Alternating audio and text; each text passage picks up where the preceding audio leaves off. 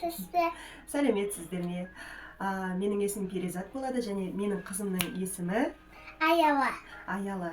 Ал енді біз сіздерге бүгін жастықтың тісін қалай тігу керек, соны көрсететін боламыз, және де ол үшін қандай заттар бізге керек болады, сонымен таныстырып өтейік. Аяла.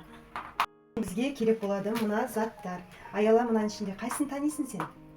Мен. Мынау не?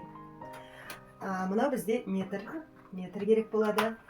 Және де тігінге қажетті, мынандай егер дұрыс тігілмеген жағдайда осындай сөгетін нәрсе керек болады, иә? Содан мынандай ине.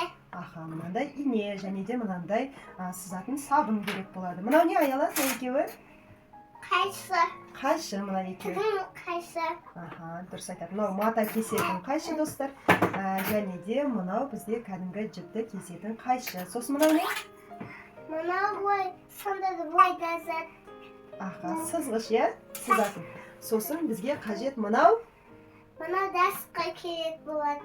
Осындай мата керек болады. Ал ендеше біз тысымызды тігуге кірісеміз.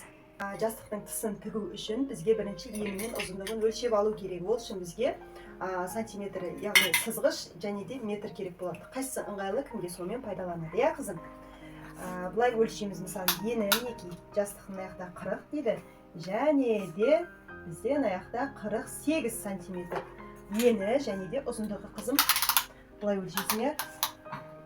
Ұзындығы 70 сантиметр екен. Енді осыны тыстың, яғни түзулігін сызғышпен сызып және де кесіп аламыз, түзу қылып. Түзу қылып, мына шетін Мына аяқтан. Бізге бұны тігу үшін аверлок және де машинка қажет болады. Қалай болады? Міне, қазір мынандай болады. Міне, аверлок дегеніміз осылай тігіледі. Қайырлады, көрдің бе?